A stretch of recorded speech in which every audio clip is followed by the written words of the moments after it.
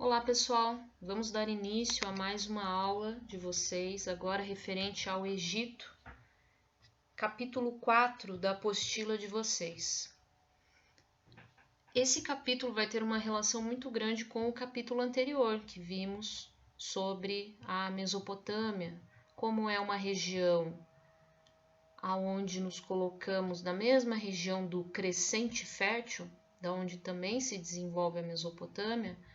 O Egito vai ter essa relação direta com as primeiras civilizações que vão surgir no mundo, e justamente por conta da grandeza de um rio numa região bastante árida ou semiárida. Então, o Egito Antigo, como a gente viu, ele nasce a partir do Nilo, assim como o antigo Heródoto de Halicarnasso, grego, um dos primeiros conhecidos como pai da história, ele vai registrar para a gente que o Egito é uma dádiva do Nilo. Então, é um presente que o rio Nilo possibilitou, porque se não fosse esse rio, muito provavelmente não teríamos o Egito.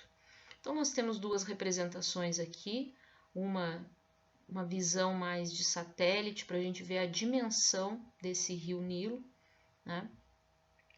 E também uma visão mais cartográfica, também bastante interessante, da maneira da onde que surgem essas primeiras civilizações egípcias. Percebemos que é ao longo do rio, e que ao longo desse rio nós temos uma margem bastante verdinha, que é uma margem muito fertilizada. Então o processo é muito semelhante com o que acontecia na Mesopotâmia. A ideia de você estar fertilizando as margens desse rio na medida que o rio tinha as cheias e as vazantes. Então a mesma coisa acontecia no rio Nilo. Aqui nós percebemos toda essa região como sendo o Egito, e de fato o Egito antes tinha uma porção mais ao sul e uma porção mais ao norte. Antes de se transformar em Egito Antigo, nós tínhamos o Alto e o Baixo Egito. Apesar da localização, e a gente ter uma ideia de que na região aqui mais acima seria o Alto, o Alto Egito, mas aqui é o local onde deságua o rio Nilo, é a parte mais baixa, na verdade, dessa região. Então, por isso que é conhecido como Baixo Nilo e Baixo Egito, e aqui Alto Nilo e Alto Egito. Muito bem, então sabemos já que esse rio é o que vai possibilitar a vida dessas pessoas nesse processo então de cheias e vazantes. Esse processo acontecia em determinados momentos do ano, em momentos específicos, então também cabe a gente dizer que os egípcios se basearam muito em matéria de tempo por conta do rio, Então o calendário começa a ser marcado dentro do Egito justamente através das colheitas, da época de plantação e de colheitas. O Egito ele surge através dos nomos, que são pequenas comunidades agrícolas que vão se formando então ao redor desse rio Nilo. Também se baseia naquele modo de produção asiático que eu comentei anteriormente com vocês sobre a Mesopotâmia, que é aquela ideia de um governo centralizado, o governo que mantém a posse da terra, não existe uma posse particular das pessoas na terra, mas de uso coletivo, só que essas benesses do que é produzido nesse terreno é dado exclusivamente ao Estado, e é o Estado que redistribui essa riqueza, que faz a maneira como que ele vai aplicar essa riqueza. Agricultura e pecuária são os principais meios econômicos, assim como a gente nota também em registros de papiro, em imagens que retratam um pouco dessa vida cotidiana do Egito. Então, a agricultura e a pecuária eram as principais formas de arrecadamento de dinheiro. Posteriormente, também vamos ter um contato no comércio na parte do Mediterrâneo, mas a grande parte daquilo que vem de riqueza é da agricultura e pecuária.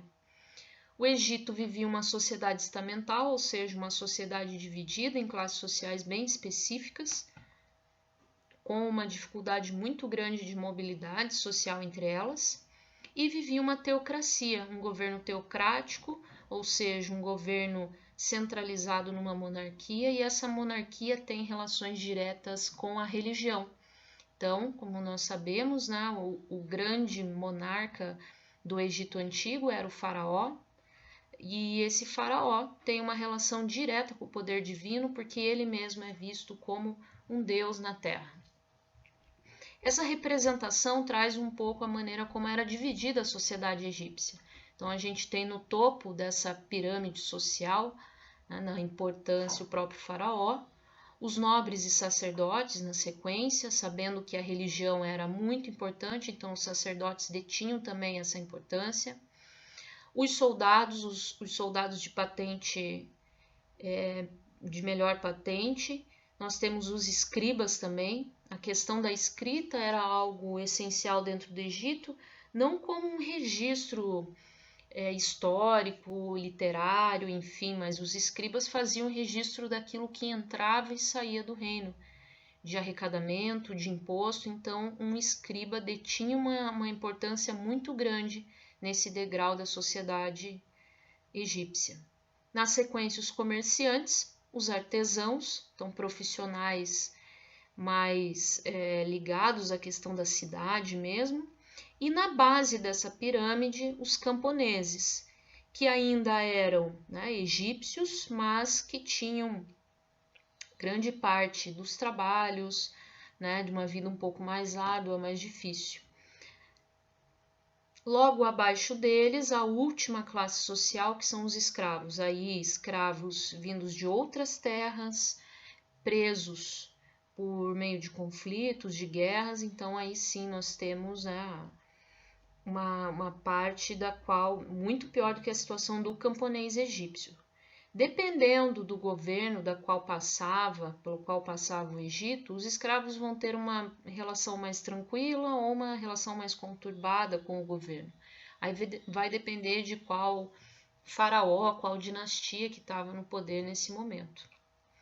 Nós temos alguns registros, né, que mostram um pouco dessa relação entre governo e religião. Né, os próprios papiros mostram isso e retratam a vida dos faraós juntamente com divindades.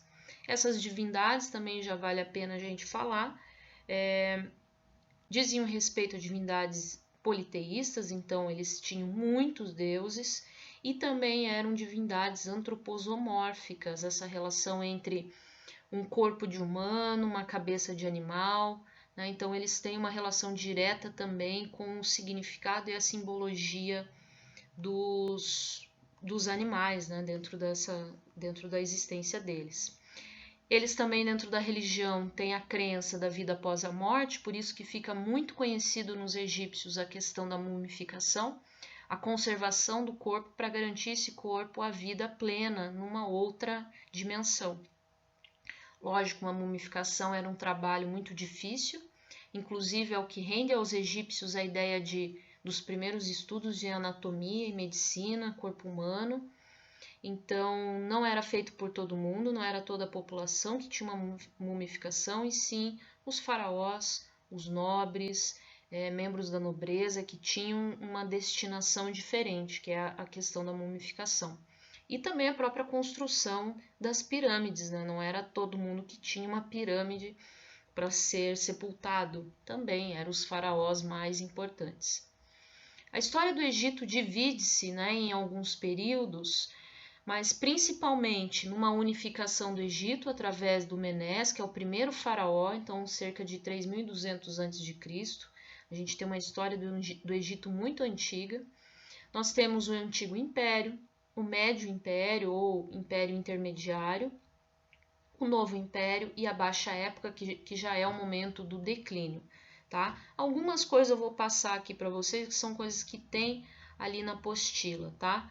Mas, por exemplo, do Antigo Império, eu acredito que é uma das lembranças que mais vem à nossa mente quando falamos de Egito. É o momento onde são construídas as principais pirâmides, a Esfinge, né, onde começa essa ideia de mumificação, de construir esses templos justamente pensando numa vida após a morte. E também temos uma série de conflitos. Aqui uma vista aérea das pirâmides. O Médio Império, que é o momento onde volta a capital, né? Nós temos uma capital em Mênfis aqui, e no Médio Império a gente tem a troca da capital para Tebas.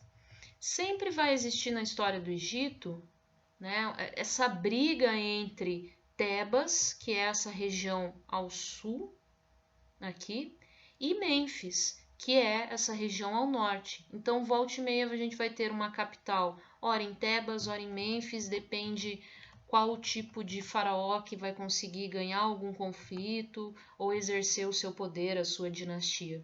No Médio Império a gente tem a invasão dos Hicsos, que era um povo muito guerreiro, então eles introduzem técnicas de bronze, formação de exército, coisa desse tipo. O Amoses é quem expulsa, ele está representando aqui, é quem expulsa os Hicsos do território egípcio.